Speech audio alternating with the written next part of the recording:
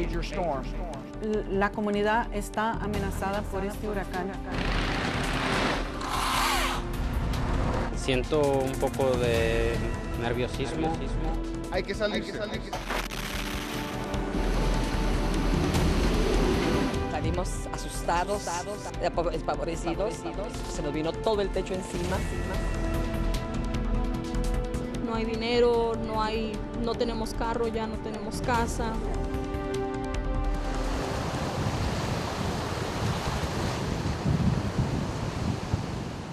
Bienvenidos a su guía de huracanes 2009 desde la playa de Galveston. Les saluda Daniel Morales. Yo soy Ariel Rodríguez. Este lunes 1 de junio comienza la temporada de huracanes y usted tiene que estar listo. Y es por esto que le hemos preparado un programa lleno de información que usted puede usar para proteger su seguridad y la de su familia.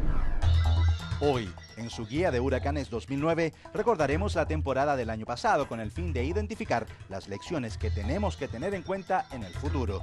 Veremos cómo aún las zonas que no están en la costa se ven afectadas por los huracanes. También le tendremos una lista con prácticos consejos para preparar a su familia para un huracán o cualquier otra emergencia. Y evaluamos la respuesta del gobierno estatal y federal y sus planes para corregir errores en el 2009. Pero antes de comenzar a hablar de la preparación, tenemos que aprender acerca de la experiencia que vivimos el año pasado. Así es, la temporada de 2008 fue una llena de actividad y lecciones para todo el estado tejano, como veremos en el siguiente reportaje. En el 2008 se formaron 16 sistemas tropicales y solo 3 llegaron a Texas. Dolly fue el cuarto del año y el primero para nosotros. Sus vientos de 85 millas por hora invadieron la Isla del Padre la tarde del 23 de julio. 15 pulgadas de lluvia cayeron en la ciudad de Harlingen. Más de $1.000 billones en pérdidas hicieron de Dolly el cuarto huracán más costoso en la historia de Texas. La tormenta tropical Edward tocó tierra la mañana del 5 de agosto entre High Island y Sabine Pass. Acumulados en exceso de 6 pulgadas de lluvia se reportaron en Baytown y las inundaciones provocaron cierres a la Interestatal 10. El último en llegar a Texas fue el huracán Ike, al impactar el extremo norte de la isla de Galveston la madrugada del 13 de septiembre con vientos de 110 millas por hora. La marejada ciclónica alcanzó al menos 12 pies desde la isla de Galveston hasta el sur de Luisiana y cerca de 20 pies en la península de Bolívar y áreas del condado Chambers. Tierra adentro, lluvias torrenciales dejaron un récord de lluvia de casi 20 pulgadas. Ike se convirtió en el huracán más destructivo en la historia de Texas y el tercero a nivel nacional, con $24.000 millones en daños. Comunidades enteras desaparecieron en la península de Bolívar y en la isla de Galveston 17.000 casas sufrieron desde daños menores hasta la destrucción total. Casi 3 millones de hogares quedaron sin electricidad entre Texas y Luisiana.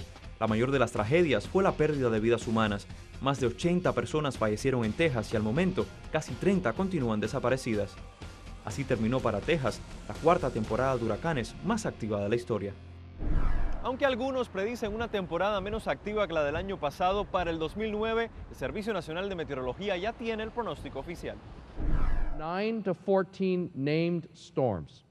Según el informe, existe un 50% de probabilidad de que la temporada actual sea una promedio, en la que podrían formarse entre 9 a 14 tormentas tropicales, 4 a 7 llegarían a convertirse en huracanes y un máximo de 3 alcanzarían a tener vientos de más de 110 millas por hora. Es decir, huracanes de gran categoría. Los expertos citan una posible ocurrencia del fenómeno del Niño y aguas menos cálidas en el Atlántico tropical como causantes de la posible disminución en el número de ciclones tropicales este año. Sin embargo, aseguran que esto no es motivo para bajar la guardia, pues como vimos en el 2008, solo un huracán es capaz de arrasar con comunidades enteras. Nos trasladamos al Centro de Operaciones de Emergencias de la ciudad de Houston para hablar más acerca de Ike, uno de los huracanes más destructivos en tocar las costas de Texas en las últimas 4 décadas, a casi 9 meses de su paso. Y aunque mucho se ha aprendido, Houston todavía no se recupera del todo. De eso nos habló el alcalde Bill White. En los últimos 6 años, White ha tenido varios encuentros cercanos con fenómenos tropicales. El huracán Rita en el 2005 le puso sobre aviso, pero Ike le puso a prueba. Sus vecinos también. ¿Qué es lo que más recuerda tanto como residente de Houston como alcalde de la ciudad? Tantas semanas sin electricidad es lo más peor, pero todo de la gente en nuestra comunidad ayuda a los otros en su vecindario. ¿Tuvo algunas sorpresas con respecto a la respuesta a esta emergencia? La responsabilidad de FEMA, el gobierno federal, demasiado despacio. Una lentitud que mantiene a muchos techos cubiertos de plástico.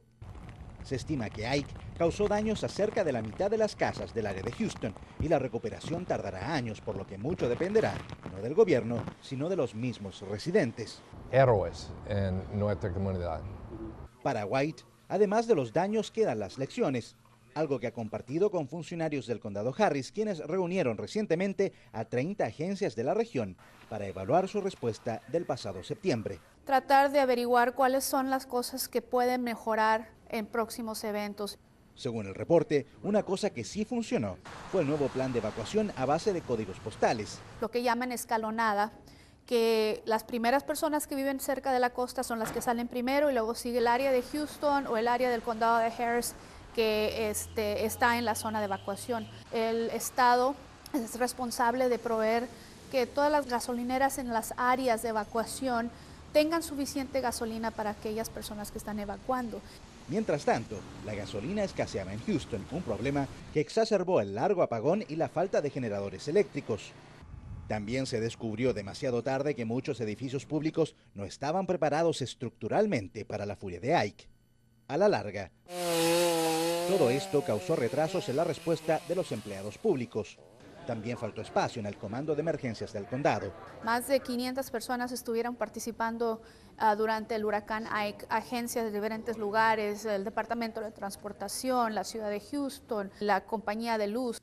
En ciertos casos falló la comunicación entre los diferentes niveles del gobierno, algo que causó problemas, por ejemplo, con el regreso de los que recibieron asistencia de transporte a los albergues. Pueden estar tan cerca como Conroe o Huntsville o tan lejos como Dallas, San Antonio y otras ciudades principales aquí en el estado de Texas. Otro dolor de cabeza fue la apertura y operación de los cerca de 30 puntos de distribución de artículos esenciales.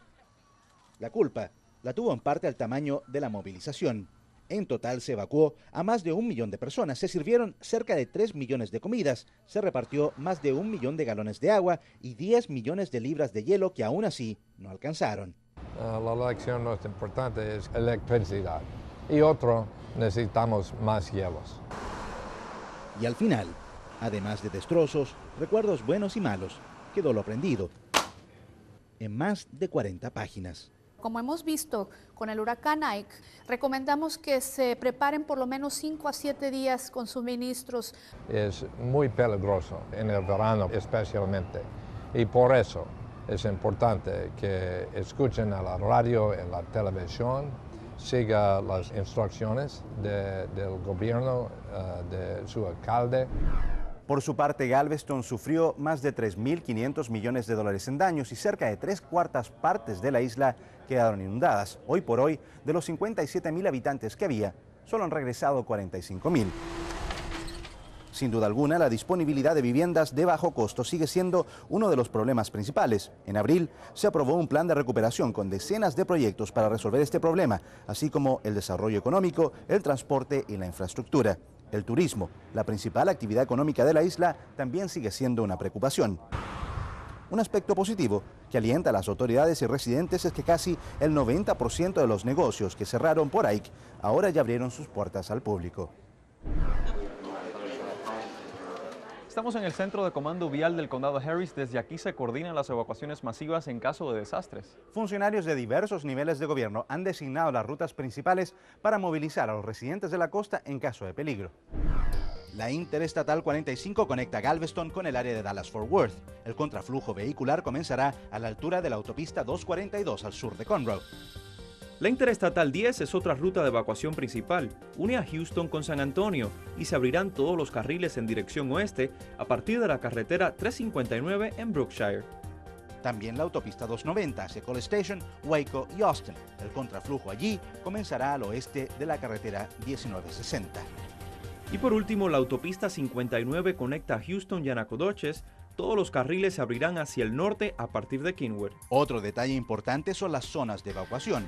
Los condados de Brazoria, Chambers, Galveston, Harris y Matagorda dividieron las zonas costeras por códigos postales. La zona A en amarillo, la B en verde y la C en naranja.